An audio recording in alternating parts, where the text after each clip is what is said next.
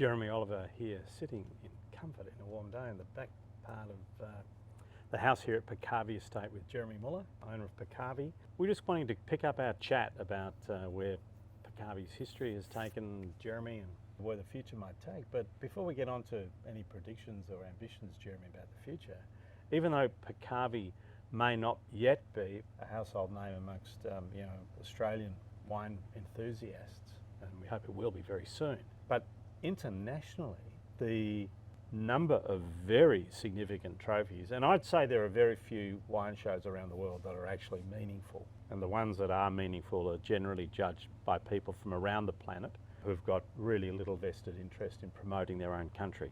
And you have an extraordinary track record of success with Pecavey at some of the most important shows in the world. What do you want to talk to us about that? It's very exciting, but I think the style of wine we're doing, we are like old school, I guess, Cabernets and Chardonnays and Merlots. Yeah, but just fess up what you've won. Okay, well, yeah. This is important. Yeah, the Hong Kong IWSC, which is like one of the sort of the big global, we've got the trophy for world's best Cabernet in their show, and best red wine from Australia. How many years have you done that? 2 or 3 years for the best Cabernet in the show, so best in the world, and 2 years for best red wine in Australia. But we also, as well as that, we make wine for Tippling Club in Singapore, which is one of the world's 50 best restaurants. Mm-hmm. We've been poured in Heston's dinner in London. We're in a lot of, like in Hong Kong, some 3 Michelin star restaurants. We're a lot of the world's great restaurants. We're a lot of the Relais and Chateau hotel properties in the UK. Wow. And probably most noticeably, one of the few winemakers in the world that make wine for Harrods in London. So that's Harrods in London. And how many house wines, how many house producers does Harrods have? I think it's 9, I believe. 9. So, yeah.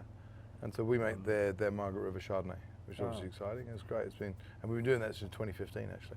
So that's a big feather in your cap. I mean, can you think of any other retail sort of branded wines that would be at the level or the level of prestige and influence of Harrods around the place? No, it's got to be the sort of the most prestigious in the world. Yeah. So this is all rather extraordinary, and this is not to mention you've done well in the wine shows, the regional wine shows, Margaret River, over the years. Yeah. So you've got to prize this out of him as a humble chap.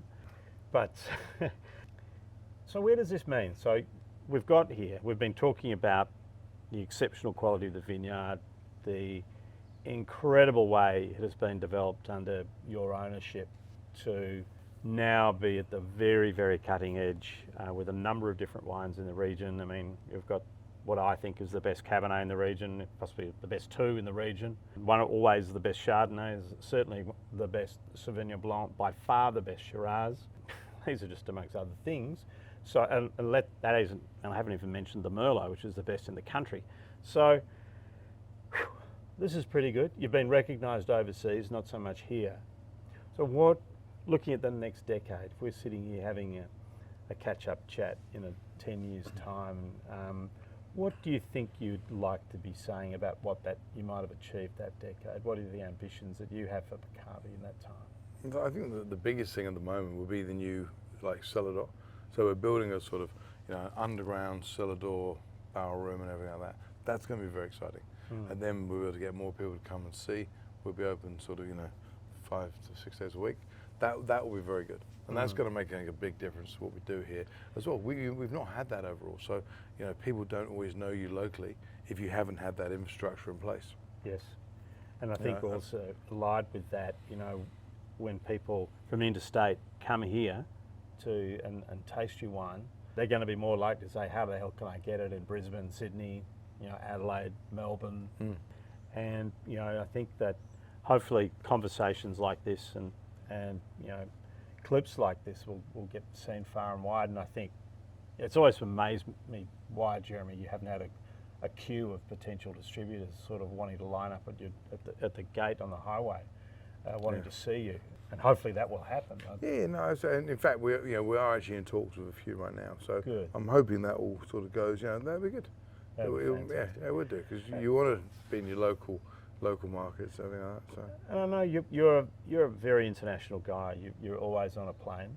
You're always moving around. You've got all sorts of businesses, and in terms of restaurants, tequila, other things, and it'll probably take half an hour to run through what you're up to. But you travel a lot, you see the world market. Where are the, you must be an ambition to get a presence in the US. Yeah, I maybe. think the US is probably the biggest place that we really want to get into. I think the US would be exciting. Because I like to, it sounds silly, but I like to be in places that I like to go. Well, It's fair like, enough. it gives you a chance to sort of travel and go and catch up with friends and stuff. And I think the US, I've got friends right on both coasts, and I think that would be priority for me. In overseas expansion anyway. Yeah, fantastic. I've already now in Japan, in Niseko, so that's good. Other places, got to go and sort everything out, but that's good. Oh, that's very exciting. And to go right back to where we started, we were talking about your father's influence on you as a person learning about wine, the fact that you were drinking white Burgundy and Bordeaux at home, which equated to Chardonnay and Cabernet family as you grew up, and what you associated with. And he's been here, I know. Not that He was long here ago. recently. Yeah, no, he was recently. The whole family. Tell me how he's feeling about the wines that you're making, of the styles good. I that think, inspired you. yeah, It no, must be super exciting. Oh no, for him to see. and I'm very proud to be able to show him the wines. It's great. So it's nice. It's good to see the whole family love them That and sort of everything. completes the loop, doesn't it, Yeah. in your journey? Yeah, I guess it does. It's good. Yeah. It's very cool. Well, I think you'd be a very proud individual to sit back and taste your Chardonnays and your Cabernets. Yeah. So, Jeremy, I'm going to do this with water. Oh, really? I know it's bad and wrong, Cheers. but good health, and I wish you and Picavi a wonderful decade ahead, and Thank you. a lot of expansion and a lot more recognition. Yeah, So, thank you very much. Thank you. Jeremy Oliver signing off, and please visit us at Oliver's Wines, and you'll see a lot more content with Jeremy. We taste all his current range of wines, most of which are available in our online store. So you're welcome to come along, try, and see what the owner is trying to achieve and what I see in the wines. So look forward to seeing you at Oliver's Wines shortly.